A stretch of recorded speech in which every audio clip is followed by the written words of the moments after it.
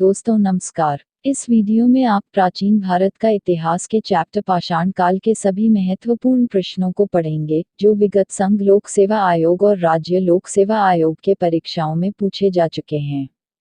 इसलिए इनकी आने वाले परीक्षाओं में पूछे जाने की संभावना बढ़ जाती है। दोस्तों, इन प्रश्नों को शुरू करने से पहले आपसे अनुरोध है कि इस चैनल को सब्सक्राइब कर ले ताकि आने वाले वीडियोस का लाभ उठा सकें।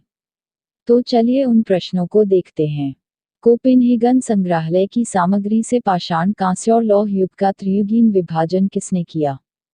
उत्तर: डेनमार्क के कोपेनहेगन संग्रहालय की सामग्री के आधार पर पाषाण, कांस्य और लौह युग का त्रियुगीय विभाजन 1820 में पुरातात्विक क्रिस्टियन जर्गेनसन थॉमसन ने किया था। उत्खनित प्रमाणों के आधार पर पशुपालन का प्रारंभ कब हुआ था? उत्तर: मध्य पाषाण काल के अंतिम चरण में पशुपालन के साक्ष्य प्राप्त होने लगते हैं। ऐसे पशुपालन के साक्ष्य भारत में आदमगढ़, होशंगाबाद, मध्य प्रदेश तथा बागौर, भीलवाड़ा, राजस्थान से मिले हैं। भारत के किस स्थान से हड्डी के उपकरण प्राप्त हुए हैं? मध्य पाषाण कालीन महदहा, उत्तर प्रदेश, जिला प्रतापगढ़ से बड़ी मात्रा में हड्डी के उपकरण प्राप्त हुए हैं।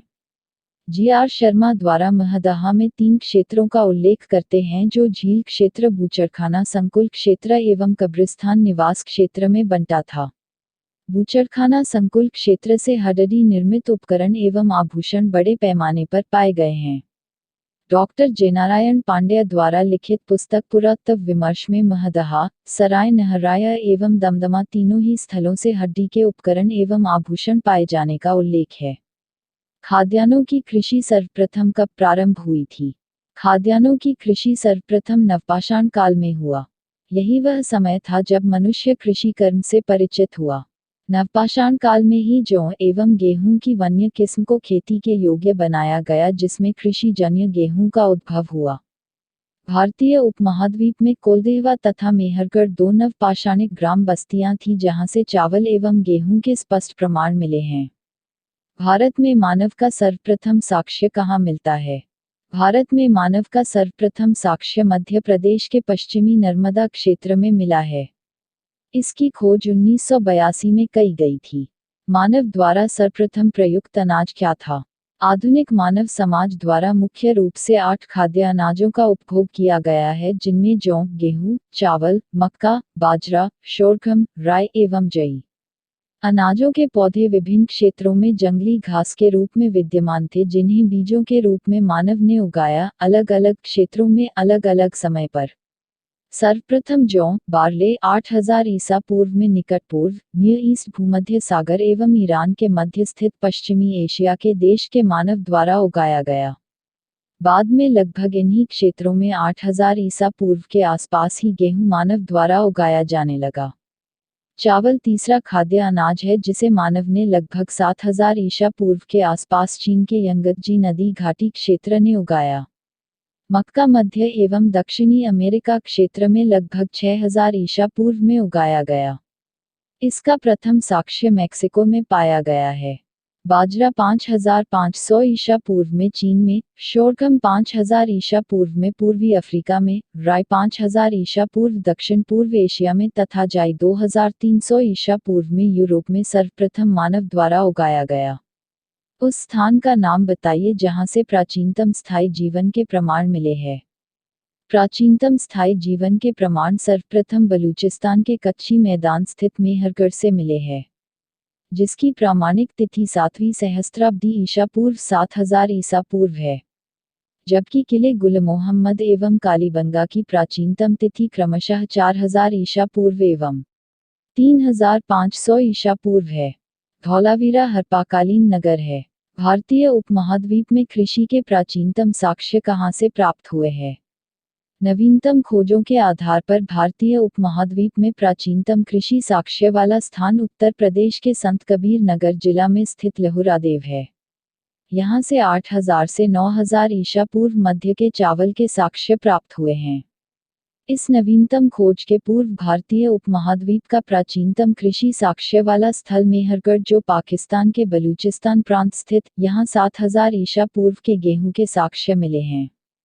जबकि प्राचीनतम चावल के साक्ष्य वाला स्थल कोलदेहवा जो इलाहाबाद जिले के बेलन नदी के तट स्थित, यहाँ से 6500 ईसा पूर्व के चावल की भूसी के साक्ष्य मिले हैं।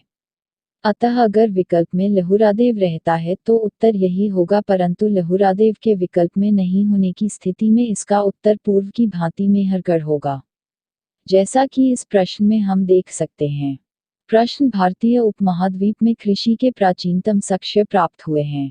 ए. मेहरगढ़, बी. बुर्जहोम, सी. कोलदेहवा, डी. मेहरगढ़। यहाँ उत्तर मेहरगढ़ होगा क्योंकि लहुरादेव विकल्प में नहीं है। किस युग को चलकोलिथिक युग भी कहा जाता है? ताम्रपाषाणिक को चलकोलिथिक युग भी कहा जाता है, जिन संस्कृति में तांबे के औजार के साथ साथ पत्थर के बने हुए उपकरण का प्रचलन मिलता है, उन्हें प्रायः ताम्रपाषाणिक संस्कृति कहा जाता है। किस स्थान से पाषाण संस्कृति से लेकर जे हड़प्पा सभ्यता तक के सांस्कृतिक अवशेष प्राप्त हुए हैं? बलूचिस्तान, पाकिस्तान में स्थित पुरास्थल मेहरगढ़ से पाषाण संस्कृति से लेकर है हड़प्पा सभ्यता तक के सांस्कृतिक अवशेष प्राप्त हुए हैं। नवदाटोली का उत्खनन किसने किया था?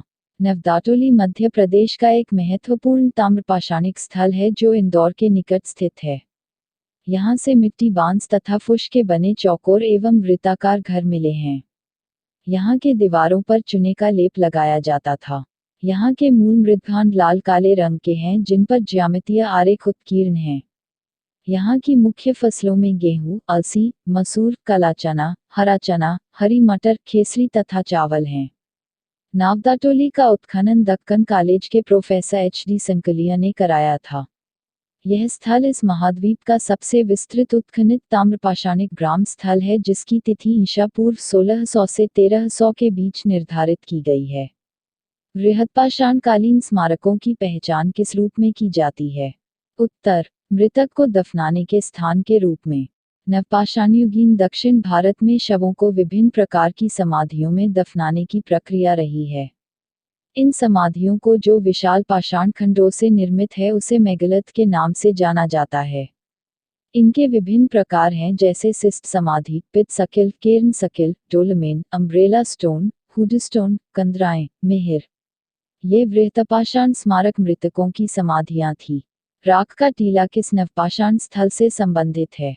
उत्तर: संगनकल्लू। कर्नाटक के मैसूर के पास बेल्लारी जनपद में स्थित संगनकल्लू नामक नवपाषाण कालीन पुरास्थल से राख के टीले प्राप्त हुए हैं। पिकलेहाल में भी राख के टीले मिले हैं। ये राख के टीले नवपाषाण युगीन पशुपालक समुदायों के मौसमी शिविरों के जले हुए अवशेष हैं। भीमबेटका किसके लिए प्रसिद्ध है? उत्तर: गुफाओं के शैल चित्र। भीमबेटका का चट्टानी शरणस्थल भोपाल से 45 किलोमीटर पश्चिम में स्थित है।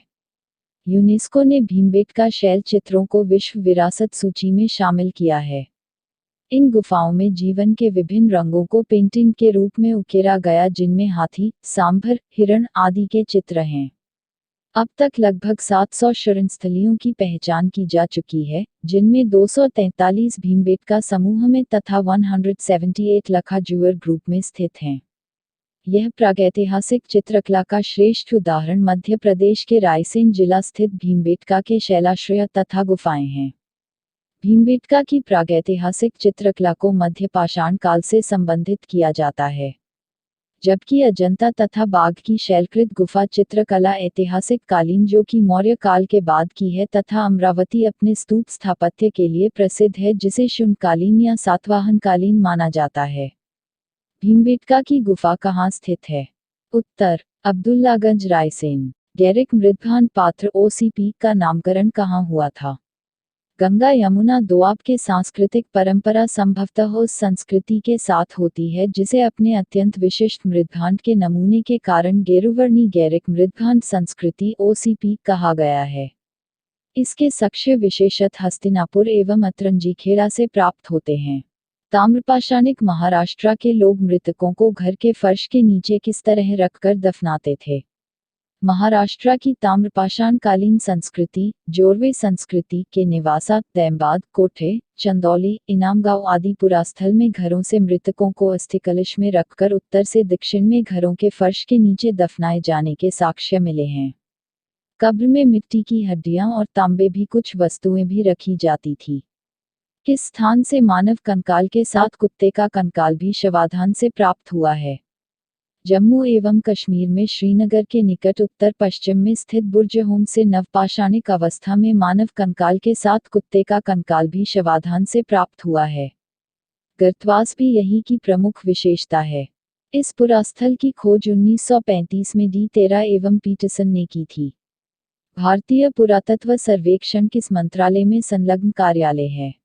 भारतीय पुरातत्व सर्वेक्षण आर्कियोलॉजिकल सर्वे ऑफ इंडिया संस्कृति मंत्रालय के अधीन एक विभाग है। भारत में सर्वप्रथम 1861 में एलेक्जेंडर कनिंघम को पुरातत्व सर्वेक्षण के रूप में नियुक्त किया गया था। 1871 में पुरातत्व सर्वेक्षण को सरकार के एक विभाग के रूप में गठित किया गया था। लॉर्ड कर्जन के समय 1902 में इसे भारतीय पुरातत्व सर्वेक्षण के रूप में केंद्रीकृत कर जॉन मार्शल को इसका प्रथम महानिदेशक बनाया गया था। राष्ट्रीय मानव संग्रहालय कहाँ पर है? राष्ट्रीय मानव संग्रहालय, जिसका नाम बदलकर इंदिरा गांधी राष्ट्रीय मानव संग्रहालय कर दिया गया है, भोपाल मध्य प्रदेश में स्थित है। Thank you for watching.